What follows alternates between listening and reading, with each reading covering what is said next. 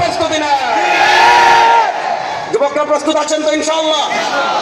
ইসলামের বিরুদ্ধে ষড়যন্ত্র হলে যদি লড়াই করার প্রয়োজন হয়, লড়াই করার জন্য প্রস্তুত আছেন না? ইনশাআল্লাহ বলেন সবাই, জোরে বলেন না ইনশাআল্লাহ? একটা হলো মুখের কথা, ভালো করে বুঝেন।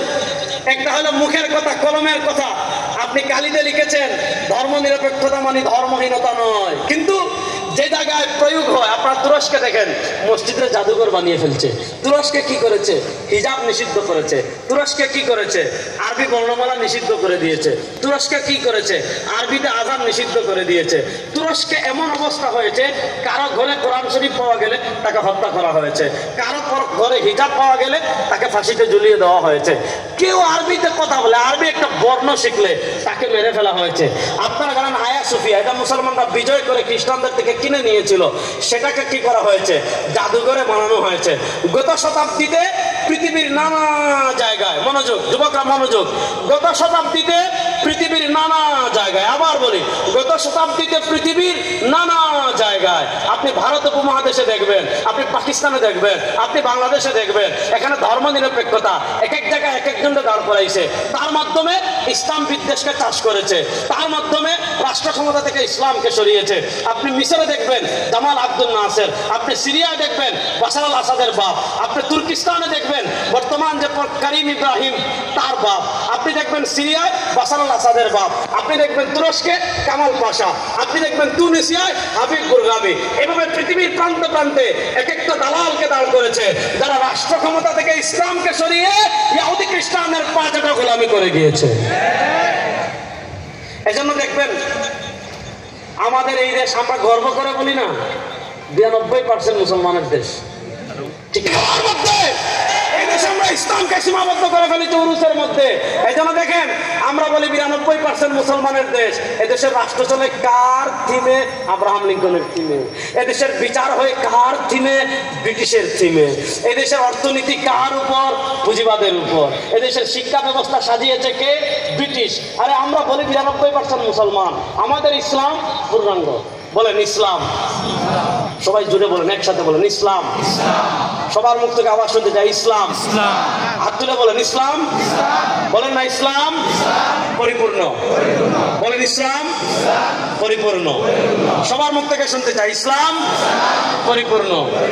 আমার ঘর কেমনে চলবে? ইসলামে আছে না নাই? জোরে বলেন, জোরে বলেন। ঘর কেমনে চলবে? ইসলামে আছে না নাই? মাদ্রাসা কেমনে চলবে? ইসলামে আছে না নাই? মাজার কেমনে চলবে? ইসলামে আছে না নাই? সমাজ কেমনে চলবে? ইসলামে আছে না নাই? রাষ্ট্র কেমনে চলবে? নাই।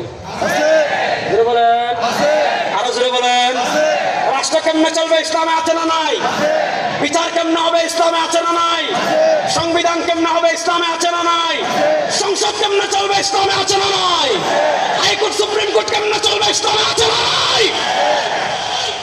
এবার তারা আমাদেরকে কলা খাওয়াই দিছে। আমাদের কোন ইসলাম মানি শুক্রবারে মসজিদে যখন জুমার নামাজ হয় পিনপিনা ইস্ত্রি করে জামা পরে মসজিদে আসবা, বাস। যদি জিলাপি এক সপ্তাহ দেয় আলহামদুলিল্লাহ। আমাদের দেশের যুবকদের তো অবস্থা, মনে করেন যেমন হবে বলে ব্রিটিশকে নিয়ে আসো। আমরা বলি 92% মুসলমানের দেশ, অথচ এই দেশ চলে আব্রাহাম লিঙ্কনের আদর্শে।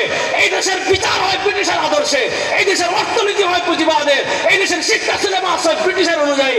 আমাদের সকলের লজ্জা হওয়া উচিত। রাষ্ট্র কেমনে চলবে? ইসলামে আছে না নাই? আরে ভাই গণতন্ত্র তো আপনি 52 বছর দেখলেন, 1 বছর না। কেমন চোর তৈরি হয়েছে, ব্যাংক চুরি করে ফেলে, শেয়ার বাজার চুরি করে ফেলে। বাংলাদেশে গত 54 বছর আপনি আব্রাহাম লিঙ্কনের আদর্শ দিয়ে পরিচালনা করেছেন, চুরি বন্ধ করা গেছে? যুবকরা বলেন, ডাকাতি বন্ধ করা গেছে? খুন বন্ধ করা গেছে? ধর্ষণ বন্ধ করা গিয়েছে?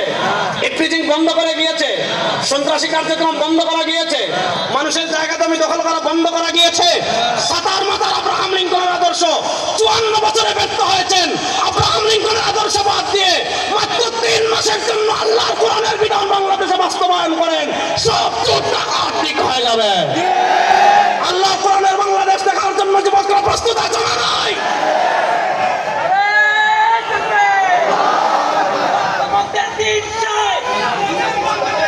ইসলামের বাংলাদেশ, মুসলমানদের দিন শেষ।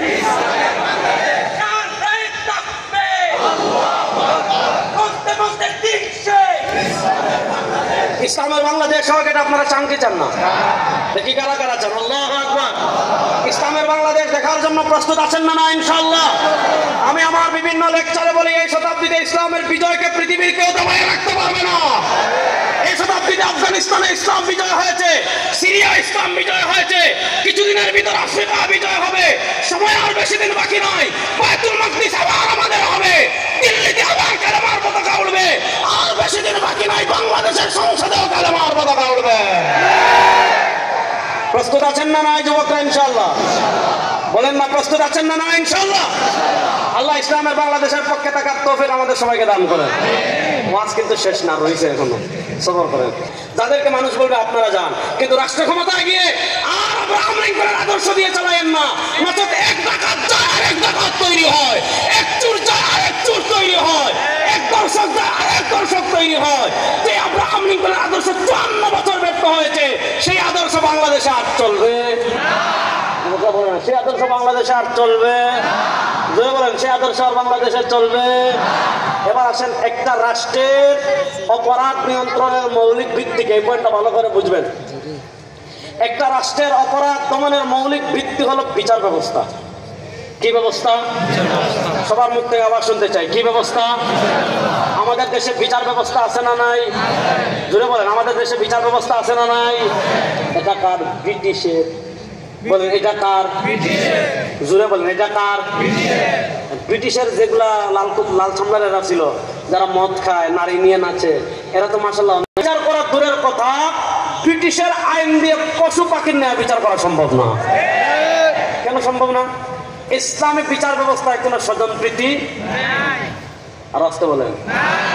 যদি কোথাও স্বজনপ্রীতি থাকে, যুবকরা বুঝেন, যদি কোথাও স্বজনপ্রীতি থাকে, সেখানে ন্যায় বিচার প্রতিষ্ঠা করা সম্ভব। এই জন্য ইসলামে কোনো স্বজনপ্রীতি, হাত তুলে বলেন, ইসলামে কোনো স্বজনপ্রীতি বলেন না, ইসলামে কোনো স্বজনপ্রীতি।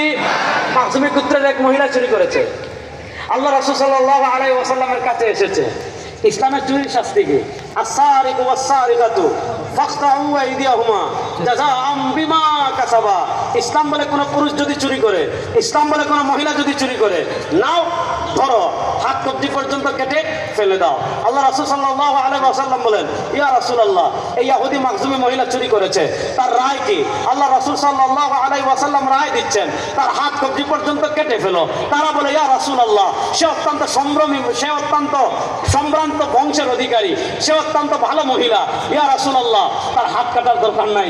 যদি দরিদ্র হতো, নিম্ন বংশের হতো, তার হাত আপনারা কেটে ফেলতেন।